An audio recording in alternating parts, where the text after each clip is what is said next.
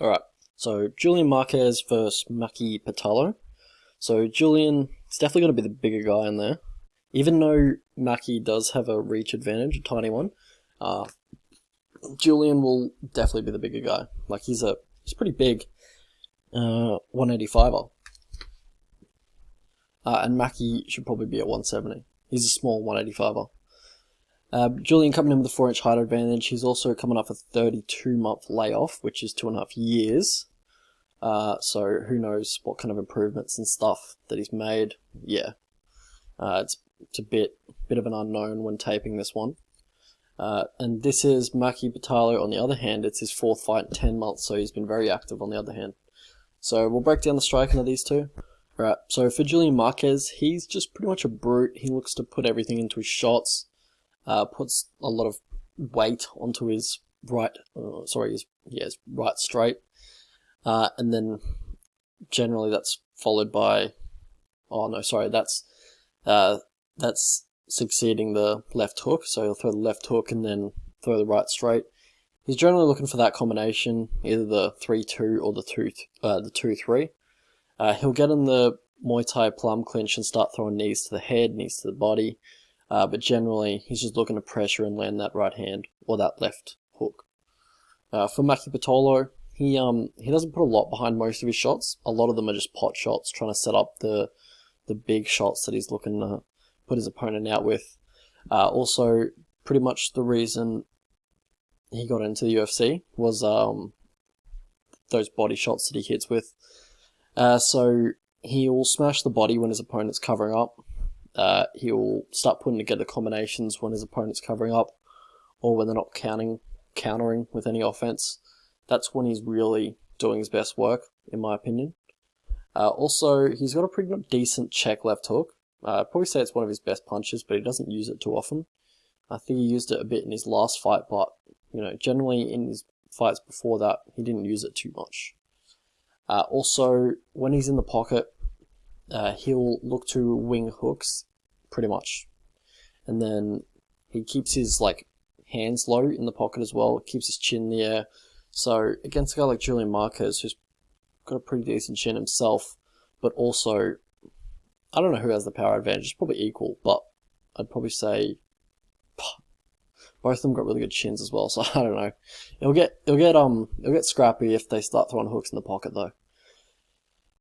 So Maki Pitolo, he'll also lean back, turn away and attempt to dodge right overhands, which isn't great. So if Julian's going to follow up with that left hook, he needs to put his hands up to dodge that if he's going to be leaning back with his chin in the air. Quickly break down the grappling, because I don't think there's just not too much footage of either. So Julian Marquez, what I've noticed is that he'll give his back to get up, and also he'll go for a Kimura trap, on the fence, which can also give his back. So yeah.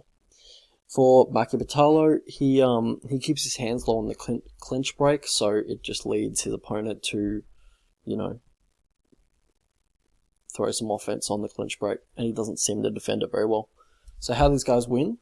For Maki Pitolo, he sets up his power shots pretty well. He's got decent power. Seems to be improving since joining the UFC. Beforehand he wasn't very good, but he seems to be improving every fight, in my opinion.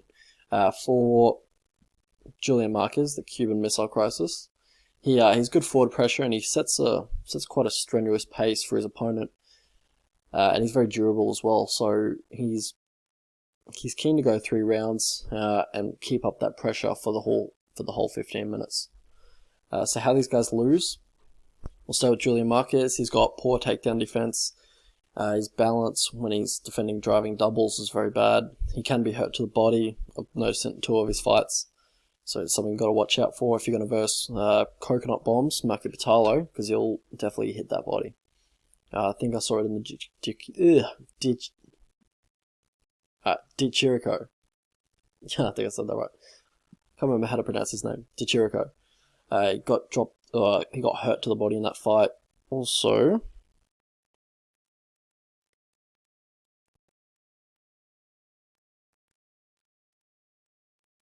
oh man, I can't read my writing. I think it says Horries. 1 second. Horries, but I don't know who that is. Horse. Phil Horse. Phil Horse. But yeah, anyway.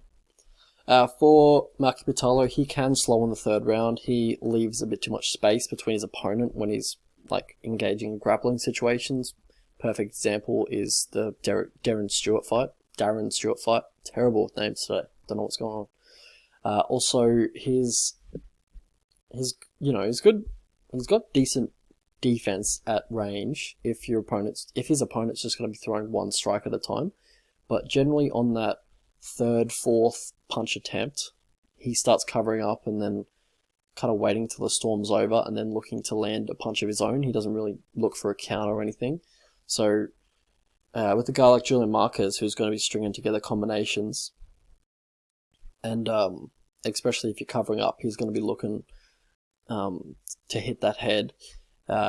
It's not a great game plan. I'd like him to change that tendency in this fight, please. Path to victory for these two. For Maki Pitolo, so look for that check left hook. He's going to be very aggressive. He's going to be walking into it at times. He keeps his hands pretty low as well. Also, look to take it to the ground. Look to get him with that single leg. He doesn't have good takedown defense. Look to get some top control. Try and sway the judges a little bit. Also, look to pressure him if you can. Get him back to the fence.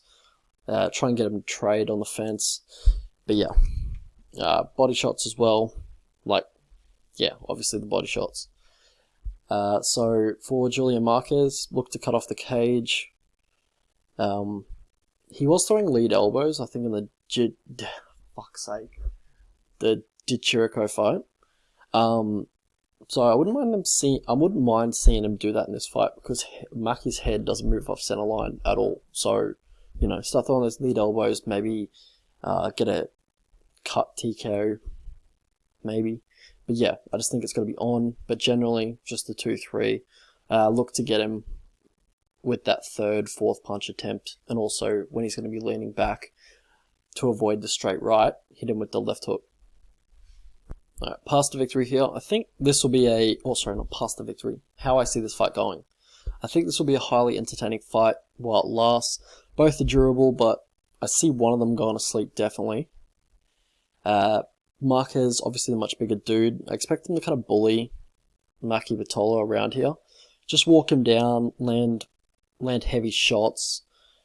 I can't be too confident though, just with Marquez or picking against him, because it's been so long since we've seen him fight last, so I don't really want to make a bet on this fight. But my prediction is probably going to be Marquez by KO, just walking him down, eventually finding that off switch, and then putting Maki out.